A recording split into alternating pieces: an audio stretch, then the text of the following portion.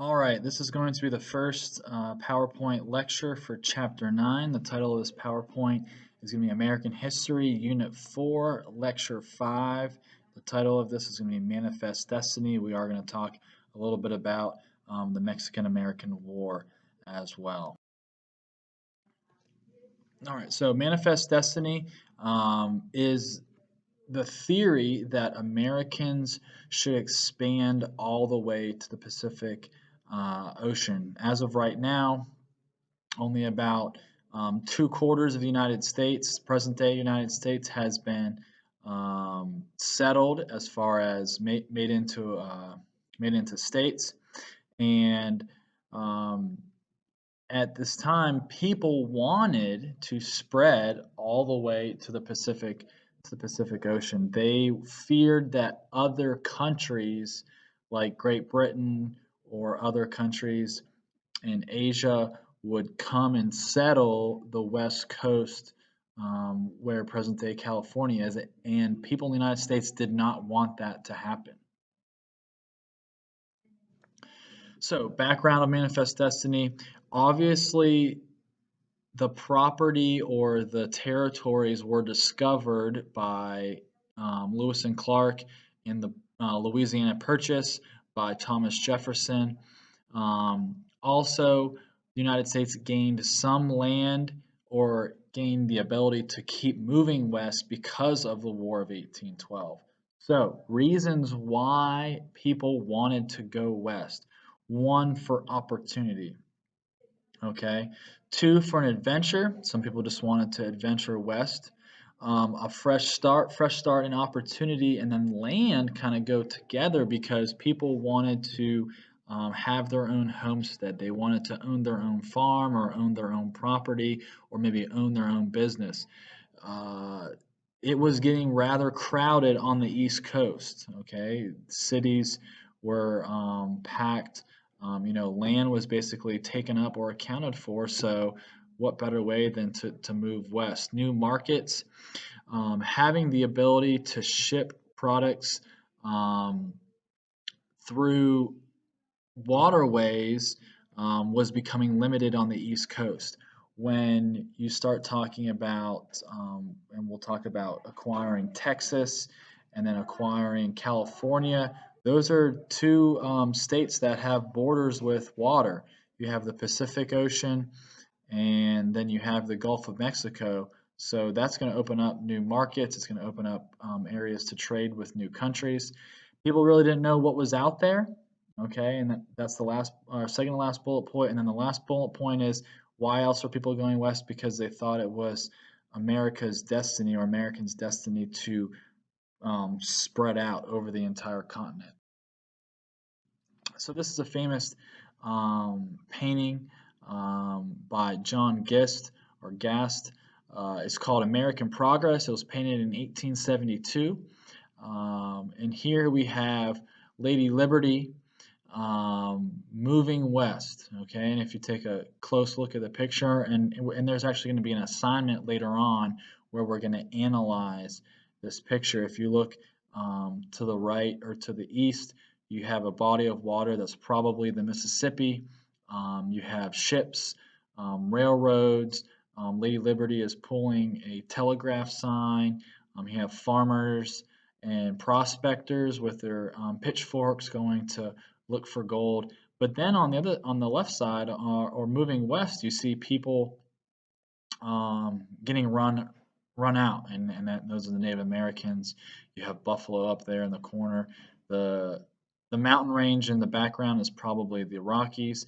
But also, if you look at the color um, of the picture, you have light side to the east where it's already settled, and then dark, probably the unknown. They don't know what's really going on in the west, so people are moving to do that. So we'll do a little more analyzing of this picture, so you may need to come back and analyze it a little bit later.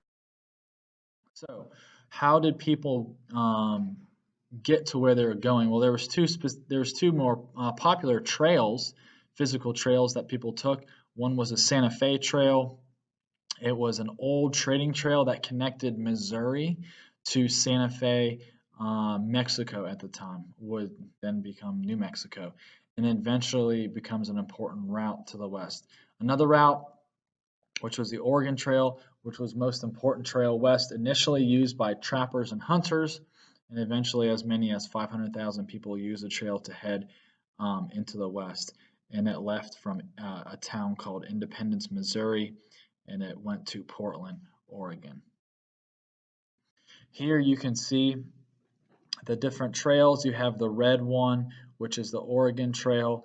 It did leave from Independence, Missouri, and Council Bluffs, Iowa, and then traveled west to Oregon. You have off of the Oregon Trail, you have a blue route that kind of broke off and went to Salt Lake City, and then would eventually go on to Sacramento, California.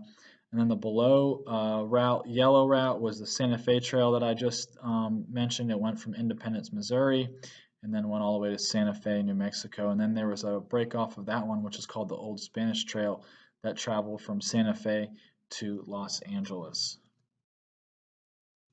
Modes of transportation were wagons, more popularly the Conestoga wagon. That's the wagon that you see on the left on number 4 and number 3. Families basically packed up everything and traveled on these trails as described. The Mormon Exodus. The Mormons played a key role in settling the West. The Mormons were a Christian sect found by Joseph Smith, and they were exiled from New York and traveled to Utah in 1847. The successor of Joseph Smith, who founded the Mormon faith, was Brigham Young, and he led those shunned Mormons into Utah. It was a thriving community that formed by 70,000 Mormons over 20 years, and it allows the United States to annex territory from Mexico more easily. And we'll talk a little bit about that. Annexing meaning absorbing or taking. So the United States absorbed territory because of the Mormon Exodus. So conflict throughout United States history, we've talked about Native Americans and conflict with them, with settlers. The Black Hawk War in Illinois and Wisconsin was a skirmish or a battle or a war, you could say. The United States did have victory over the Sauk and Fox tribes during the Black Hawk War. And a treaty was signed in 1851 called the Fort Laramie Treaty. And what this treaty did is it promised Native Americans control of the Central Plains. And the Native Americans agreed not to attack migrants as they crossed the plains. So basically it said that we won't settle, that the settlers would not settle in the Central Plains, that they were only moving from the east to the west coast, and they weren't going to settle in the middle. So there was temporary peace, but that treaty was soon broken.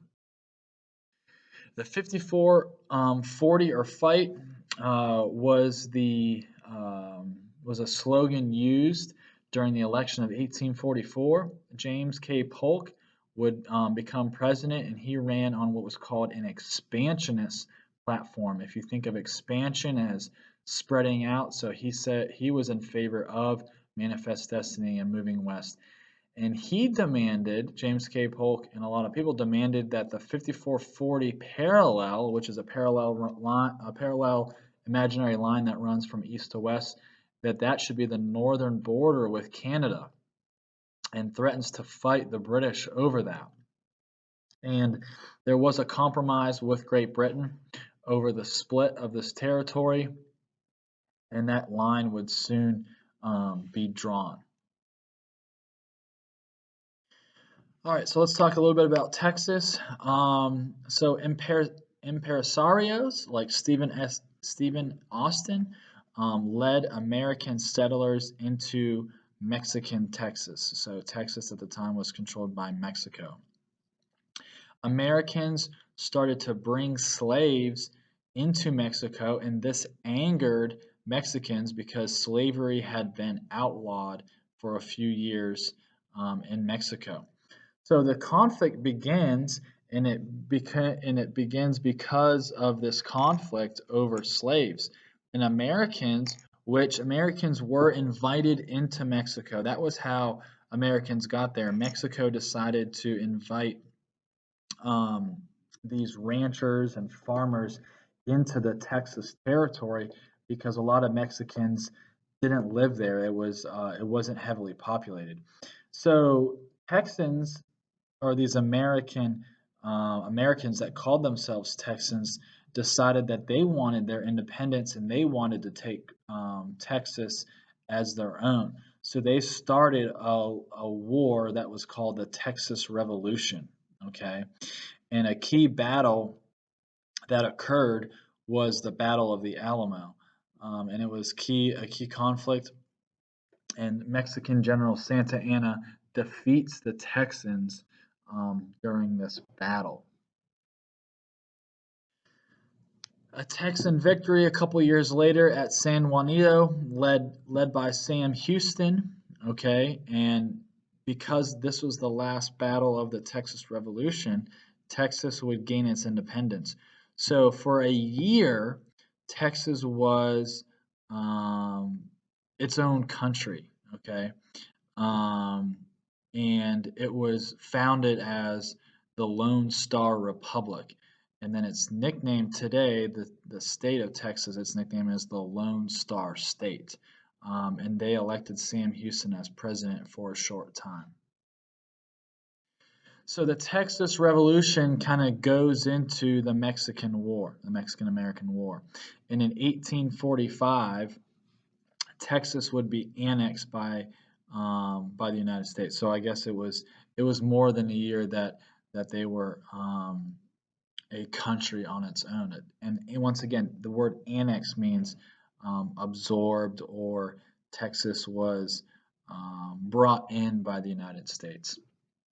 And there was a border dispute with Mexico. So Texas is now part of the United States. And as John Green alluded to, Polk sends troops down to this border, and a war soon breaks out. The war is very controversial in the United States. Many see it as an attempt to spread slavery into this new territory. The war ravages on for about 2 or 3 years, and then Mexico is defeated, and then they give up or secede land in 1848. And this land includes California, Nevada, New Mexico, Arizona, Utah, Colorado, and Wyoming. So, so because of the Mexican-American War, the United States is able to acquire all of these new states. So you'll see the blue parts of the United States were won during the Texas Revolution. Okay.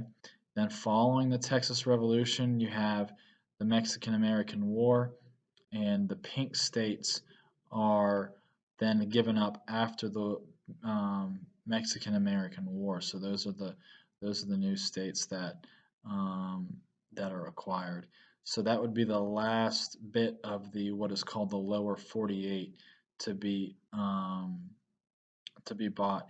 In the Oregon territory, up in the left-hand corner, was bought and gathered a few years before from Great Britain. The dotted line up top, that borders Canada. That's the 5440 parallel that I talked about a few slides before. So the aftermath of the war, the Treaty of Guadalupe Hidalgo was signed. Mexican secedes or gives up California. Gold is discovered in the same year and leads to the gold rush of 1849.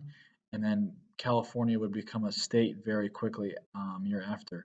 Zachary Taylor was a war hero during the Mexican-American War, and then he was elected president in 1848. And then a few years later, there was the Gadsden Purchase of 1853. So a smaller part of Arizona was bought from Mexico, and you can go back on that slide and look at the small little piece of land that was finished off or bought by the United States in 1853.